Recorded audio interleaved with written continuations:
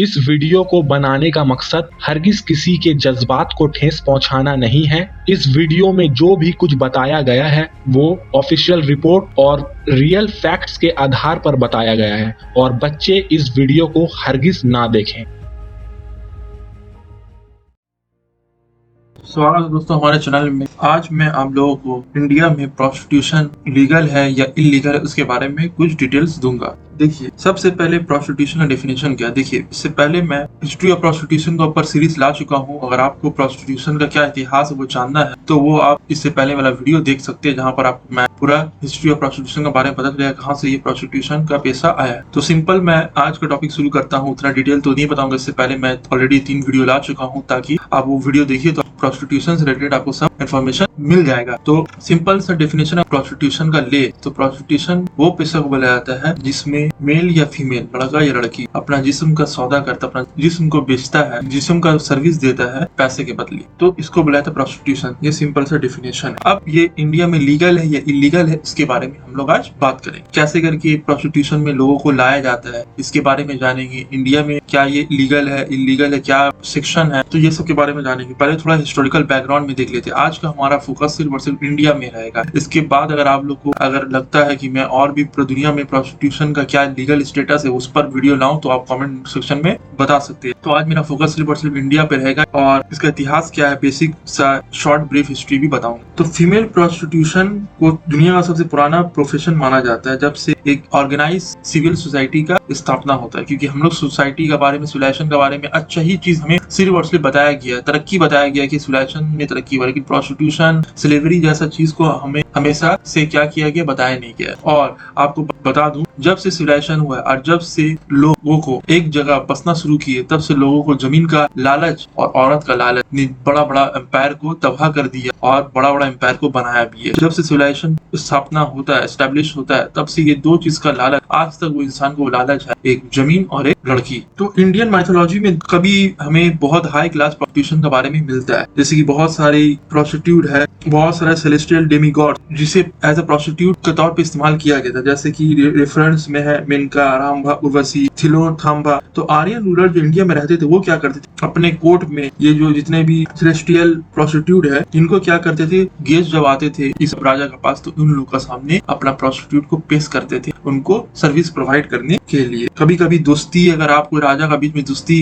बनाना है उस टाइम में भी प्रोस्टिट्यूट को पेश किया था, अपना अच्छा प्रोस्टिट्यूट को। अगर कभी रैंसम देना है, मान लीजिए कोई राजा जीत गया, विक्टर हो गया, अगर उसको रैंसम देना, वो बोला कि इतना इतना हमको पैसा चाहिए, और उस जमाना में वही चीज उस टाइम पैसा वेल्थ बोल के कुछ नहीं था, उस टाइम में वेल्थ जमीन या तो लड़की था। तो जो विक्टर राजा होता, जो रैंसम मांगता था, उसके बदली जो राजा पराजित यानी कि जो हार जाता था वो क्या करता था, अपना जो सबसे अच्छा प्रोस्टिट्यूट होता था उसको पेश कर देता था, उसे दे देता था एज अ रैंसम। और आज तो हम लोग को प्रोस्टिट्यूट एक बहुत अश्लील शब्द लगता है, लेकिन उस दौर में, पहले दौर में प्रोस्टिट्यूट को बहुत सारे सिविलाइजेशन में अच्छा नजर से दिखाया जाता था और प्रोस्टिट्यूट लोग को माना जाता था कि इन लोग सिविलाइज है, इन लोग को अच्छा तौर तरीका मालूम है। तो बहुत सारा एम्पायर ये प्रोस्टिट्यूट की वजह से भी बर्बाद हो गया, खत्म हो गया। और एक प्रोस्टिट्यूट का कैटेगरी है जिसे विष कन्या कहा जाता था पहले। क्या विष कन्या के ऊपर भी एक अलग और एक बड़ा टॉपिक है, उसके ऊपर आज मैं उतना बात नहीं करूंगा, सिर्फ बेसिक इन्फॉर्मेशन दे देता हूँ। अगर आपको लगता है कि उसके ऊपर लाया जाए, उसके ऊपर भी कमेंट कर दिए, उसके ऊपर भी मैं एक वीडियो बना दूंगा। तो विष कन्या होता था क्या, जो राजा होता था वो क्या करता था, अपना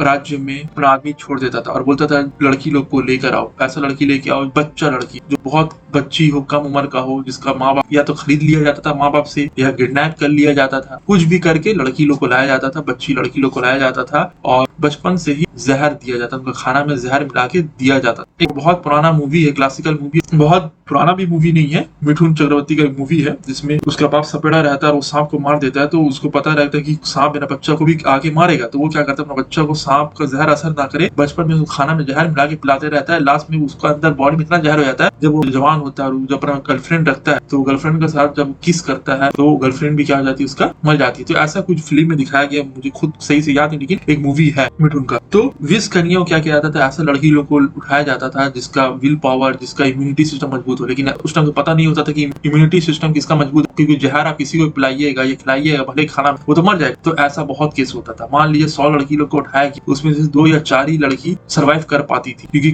थोड़ा थोड़ा, ये नहीं कि स्टार्टिंग में ज्यादा जहर दिया जाता, थोड़ा थोड़ा करके जहर दिया जाता था। पहले एकदम कम मात्रा में दिया था। जो लड़की लोग जितना ज्यादा जहर खाने का आदी हो जाती थी उनको मात्रा भी बढ़ा दिया जाता था। तो फिर बाद में जब लड़की बड़ी होती थी, इसका बदन में पूरा जहर हो जाता था। विष कन्या का इस्तेमाल करता था कौन? राजा, दूसरा राजा को हराने के लिए। आप एड्स का नाम तो सुनिए होंगे। अगर जो आपका पार्टनर है उसको अगर एड्स है तो आप अगर उनका साथ सेक्सुअल रिलेशनशिप में है तो आपको भी एड्स हो जाएगा। तो उसी तरीके से विष कन्या लोग का अंदर जहर होता था, तो जो राजा उसका साथ संभोग करता था उसके अंदर भी वो जहर आया था। लेकिन विष कन्या के अंदर तो वो जहर था, विष कन्या तो उससे बच जाती थी, लेकिन वो राजा मर जाता था। तो ऐसे करके बड़ा बड़ा एम्पायर भी खत्म हो गया और प्रोस्टिट्यूट का इस्तेमाल करके बड़ा बड़ा राजा को खत्म किया गया। मुगल एरा में तवायफ लोग का बहुत ज्यादा शोरगुल था। उस दौर में तवायफ नाच गाना करती थी और ट्रेडिशनल लोगों को नाच गाना सीखना होता था, प्रोस्टिट्यूट के पास आता था। मुगल दौर में भी प्रोस्टिट्यूट को उतना भी बुरा नजर से देखा नहीं जाता था। इसको बोला जाता है सेक्सुअल रिलेशनशिप उतना किया नहीं जाता था। ज्यादातर जो तवायफ होती थी उन्हें क्या करती थी, आपका जाकर नाच गाना करती थी। लेकिन जब मुगल एम्पायर खत्म हो गया, डिसइंटीग्रेट हो गया, तो इन लोगों के पास कोई जॉब नहीं था, ना इन लोगों के पास कोई प्रोफेशनल स्किल था। तो इन लोगों को मजबूरी में आकर अपना बॉडी को, अपना जिस्म को बेचना पड़ा और प्रोस्टिट्यूशन का काम को अपनाना पड़ा। और तब से लेकर आज तक प्रोस्टिट्यूशन को एक गंदा नजर से, नीचे नजर से देखा जाता है। जबकि ज्यादातर लोग, अगर आप दुनिया में सबसे सर्चेबल टॉपिक देखिए तो यही प्रोस्टिट्यूट और सेक्स ही है, लेकिन फिर भी दुनिया के सामने लोग हिचकिचाते हैं ये सच को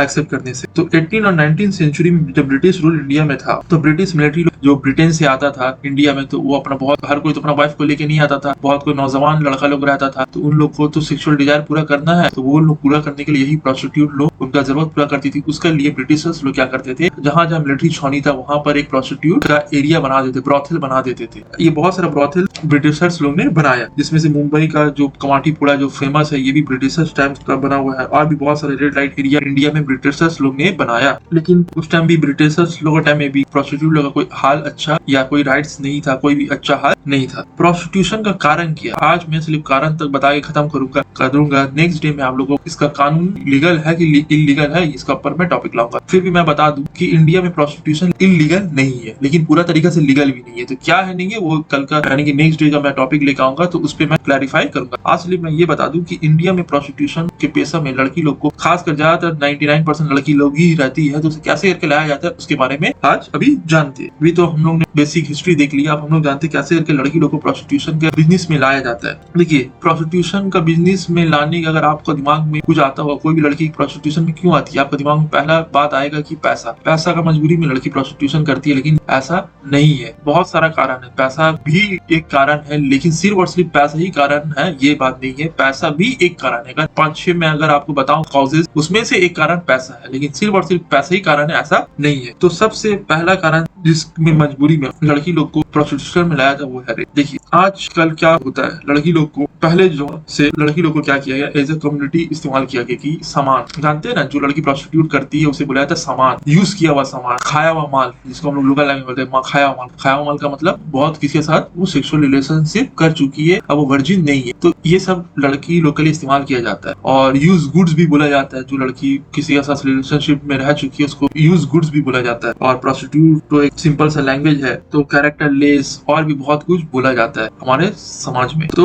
जब पहले ही से लोगों का अंदर ये धारणा है, तो फिर अगर लड़की लोग का जब रेप होता है तो क्या धारणा होगा। तो सबसे पहला कारण कि रेप जो होता है, लड़की लोगों के साथ सेक्सुअल असॉल्ट होता है, लड़की लोग को मजबूरी में ये प्रेसा में आना पड़ता है। बोलिएगा रेप से प्रोस्टिट्यूशन का क्या लिंक है। देखिए, अभी तो ये कंसेप्ट कम हो रहा है, लेकिन जब भी कोई भी लड़की का रेप होता था, माँ बाप या फैमिली मेंबर ताना मारते थे कि लड़की है तो कैरेक्टर है ही खराब, लड़का लोग को दावत देगी तो लड़का लोग तो उसको साथ छिड़खानी करेगा। ये जब सोच था तो क्या होता था, लड़की लोग जब रेप होता था तो लड़का लोग को ब्लेम नहीं करके लड़की लोग को ब्लेम किया था। अब बाकी क्या ब्लेम नहीं है मैं उस पर नहीं आऊंगा। मान के चलिए फैमिली का प्रेशर जब रहता था तो माँ बाप खुद ही अपनी लड़की को बोलते थे तुम घर से निकल जाओ। कभी कभी माँ बाप खुद लड़की को धक्का मारे घर से निकाल देते थे समाज का ताना से बचने के लिए। और लड़की का पास कोई सहारा नहीं होता था तो क्या करती, तब फिर ये दलाल लोग उनका पास आते थे और उनको सहारा देते थे और बोलते थे कि हम तुम लोग घर देंगे, और उसके बदले वो लोग क्या करते थे, उसे प्रोस्टिट्यूशन का धंधा में धकेल देता था। और रेप ऐसा नहीं है कि रेप बाहर वाला ही करता है, रेप बहुत सारा केस में फैमिली मेंबर भी करता है। 8% रिपोर्ट के हिसाब से 8% अगर आप देखा जाए जो लड़की लोग का रेप होता है वो उसका करीबी रिश्तेदार करता है, जैसे कि बाप बेटी का साथ, अंकल नीस का साथ, ये सब रेप कॉमन रेप है। तो जब लड़की को लगता है कि मेरा घर में ही मुझे प्रोटेक्शन नहीं है, मेरा घर में ही मेरा इज्जत लूटा जा रहा है, तो लड़की क्या करती है, घर से भाग जाती है और प्रोस्टिट्यूशन का पैसा अपना लेती है। ये तो हो गया रेप। रेप बाहर वाला भी करता है, घर वाला भी करता है, जिसका कारण लड़की लोग को जब कहीं पर सहारा नहीं मिलता है तो उससे मजबूरी में, और कभी कभी लड़की अच्छा सोच के भी बाहर निकलती है, लेकिन क्या होता है, दलाल उन लोग को नोचने के लिए लगा हुआ रहते हैं और उनको प्रोस्टिट्यूशन का पैसा में ढकल देते हैं। दूसरा, माँ बाप या उसका जो गार्जियन है, मालिक कोई लड़की है, उसका माँ बाप, कभी कितना केस में माँ बाप देखा गया बेच दिया, कभी कभी जब माँ बाप मर गया उसका जो फैमिली गार्जियन है वो उसको बेच देता है। तो बहुत सारा केस में बाप, अंकल या उसका ब्रदर इन लॉ लड़की को क्या कर देता है, ब्रॉथल में बेच देता है। खासकर पैसे ही का मेन कारण होता है जिसका वजह से लड़की को बेच देता है, लड़की ब्रॉथल में चली जाती है और प्रोस्टिट्यूशन में चली जाती है। इसमें लड़की का तो कोई गलती नहीं, इसका फैमिली मेंबरों से बेच देता है। और ये सब उम्र में 8 साल, 9 साल, 10 साल का एज में ये सब होता है। तो लड़की लोग कुछ नॉलेज नहीं, और खासकर गाँव का एरिया का लड़की लोग को होता है, शहर के लड़की लोग का तो फिर भी कम चांसेस है क्योंकि उन लोगों को नॉलेज होता है, लेकिन गाँव के लड़की लोगों को कम नॉलेज होता है। तीसरा, फाइनेंशियल क्राइसिस। बहुत सारे औरत लोग मजबूरी में ये प्रोफेशन चूज करती है। यहाँ पर तो मैंने बताया मजबूरी में, रेप और माँ बाप बेच दिया, उसको मर्जी नहीं है फिर भी उसे प्रोस्टिट्यूशन में आने पड़ा। बहुत सारा लड़की ऐसी होती है या वीमेन जिसे मजबूरी में, यानी कि पैसा के कारण वो लोग जानबूझकर ये प्रोफेशन में उतरती है। ऊपर का 2 केस में तो जानबूझकर तो उतरती नहीं, उन्हें फंसाया जाता है, या सोसाइटी से फ्रस्ट्रेट हो गई ये प्रोस्टिट्यूशन का पैसा में आती है, या दलाल लोग उन्हें फंसा के ला देता है भला फुसला।